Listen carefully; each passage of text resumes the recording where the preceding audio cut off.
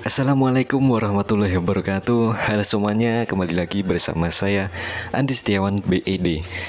Uang merupakan hal yang penting bagi kita untuk kestabilan hidup. Namun demikian, masih banyak yang terlena mengaturnya hingga tiba akhirnya banyak yang terlilit hutang. Uang sekarang cukup untuk menjadikan seseorang menjadi khawatir dan emosian akan banyak hal. Studi dari Capital One Over Money menunjukkan bahwa sebagian besar responden bahkan 77% merasa cemas terhadap keuangan mereka pribadi. Tentu teman-teman pasti merasakan bila kekurangan uang akan merasa khawatir dengan kebutuhan yang tiba-tiba akan terjadi. Lantas penelitian dari Badan Pusat Statistik BPS pada Maret 2023 mencatat angka kemiskinan nasional Indonesia masih 9,36%. Hal ini menunjukkan bahwa masih banyak orang-orang yang kesulitan keuangan dan sulit mengatur keuangan pribadi. Pengelolaan uang adalah semua cara kita menganggarkan, membelanjakan, menyimpan, dan menginvestasikan uang yang ada.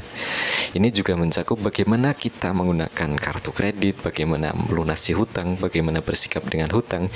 Singkatnya, ini adalah cara kita menangani keuangan pribadi. Menemukan cara untuk mengelola uang dengan lebih baik dapat memberikan efek positif pada keuangan kita dan mengurangi rasa stres, cemas, khawatir terhadap uang. Mari kita pelajari bersama bagaimana mengelola keuangan untuk hidup stabil, makmur di masa mudah maupun sulit ke depannya. Pembahasan pertama, buatlah anggaran. Berdasarkan studi dari Capital One Mind Over Money, orang-orang yang menghadapi tekanan finansial lebih kesulitan dalam membuat anggaran. Mereka juga merasa kurang bisa mengendalikan uangnya dan cenderung membelanjakan gajinya dengan impulsif berlebihan. Teman-teman sekalian, membuat anggaran adalah langkah awal yang bagus dalam mengembangkan kebiasaan keuangan yang lebih sehat dan positif. Karena nanti akan terlihat mana uang kita yang banyak keluar untuk sisi mana dan pada sisi mana uang kita bisa dihemat. Jelaslah bahwa membuat anggaran keuangan sangat bagus untuk mengelola keuangan pribadi kita untuk menambah kekayaan pribadi. Menurut Biro Perlindungan Keuangan Konsumen, penganggaran membantu memastikan bahwa Anda memiliki cukup uang untuk hal-hal yang kita butuhkan dan inginkan sambil tetap mengumpulkan tabungan kita untuk tujuan masa depan. Mari kita bahas langkah yang sederhana dalam membuat anggaran keuangan.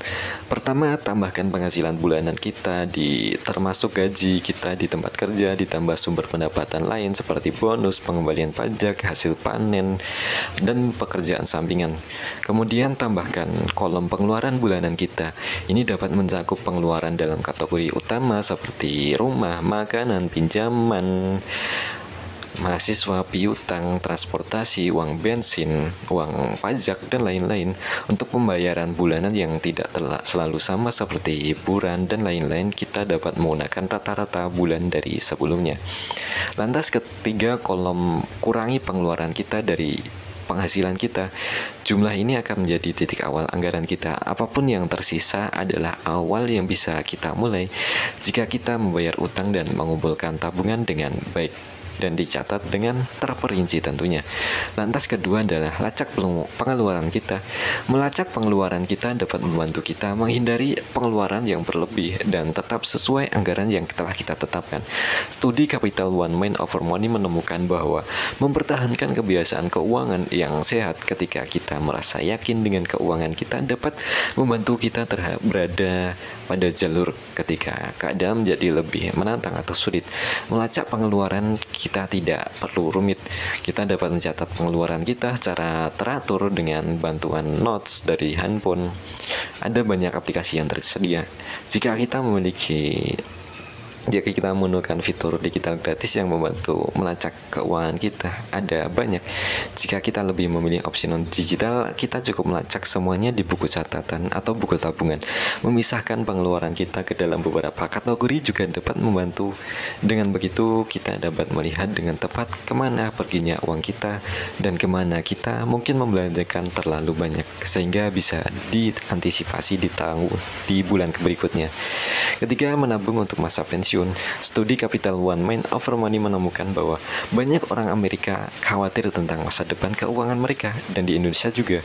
Faktanya 68% responden mengatakan mereka khawatir tidak mempunyai cukup uang untuk pensiun. Rekening pensiun adalah salah satu cara menabung untuk masa pensiun. Usahakan untuk terus membuat rekening khusus untuk dana pensiun kita yang kita kelola pribadi, dan kita berkomitmen untuk diambil ketika waktu pensiun saja.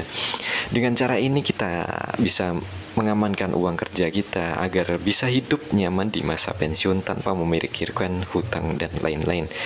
Keempat, simpan untuk keadaan darurat. Memastikan kita memiliki uang yang disisihkan sebagai dana darurat untuk kejadian tak terduga dalam hidup seperti kebutuhan perbaikan rumah, kesehatan, handphone yang tiba-tiba mati, dapat membantu kita mengurangi kecemasan finansial. Berikut beberapa tips yang bisa kita gunakan untuk memulai menabung. Ingatlah bahwa suku bunga dapat bervariasi tiap tahunnya. Mungkin bijaksana untuk mencari-cari rekening tabungan yang terbaik. Jika kita menemukan rekening dengan suku bunga yang baik, bunga tambahan dapat bertambah seiring waktu. Beberapa bank mungkin menawarkan rekening tabungan dengan imbal hasil yang tinggi. Maksimalkan penghasilan kita ke akun tabungan kita dengan baik. Saat mendapatkan pengambilan pajak atau bonus, kita dapat menyetorkannya pada rekening tabungan untuk tambahan dana darurat. Siapkan tabungan otomatis dengan bantuan dari aplikasi bank. Kita mungkin dapat mengatur transfer otomatis dari gaji kita ke rekening tabungan. Dengan begitu, uang tabungan kita bisa aman dan tidak tercampur dengan kebutuhan yang mungkin bisa terus bergejolak semakin tinggi. Dan pada akhirnya jangan mengambil riba ya, ini akan menghabiskan harta kita. Kelima, melunasi hutang. Melunasi hutang juga bisa membantu kita mengelola keuangan dari mengatasi stres juga dari rasa terkait terhadap hutang. Dan tentu jangan menambah hutang, gali lubang tutup lubang, karena ini akan membuat kebiasaan hingga tua nanti. Kesimpulannya di sini adalah disiplin diri untuk pandai mengelola uang adalah pilihan kita pribadi. Apabila kita boros ria di masa produktif saat muda kita bekerja, maka siap-siap saja di masa pensiun, di masa tua kita bisa bekerja seumur hidup tanpa menikmati masa tua. Jadi bijaklah dalam mengelola uang, jangan berhutang untuk keperluan konsumtif, dan jangan makan riba. Tambahlah aliran pemasukan uang kita dengan beraneka ragam cara yang halal, karena rezeki yang halal akan memudahkan kehidupan kita di dunia dan kehidupan akhirat kelak. Terima kasih telah mendengarkan. Saya Andi Setiawan BED. Sampai jumpa di video selanjutnya. Assalamualaikum warahmatullahi wabarakatuh.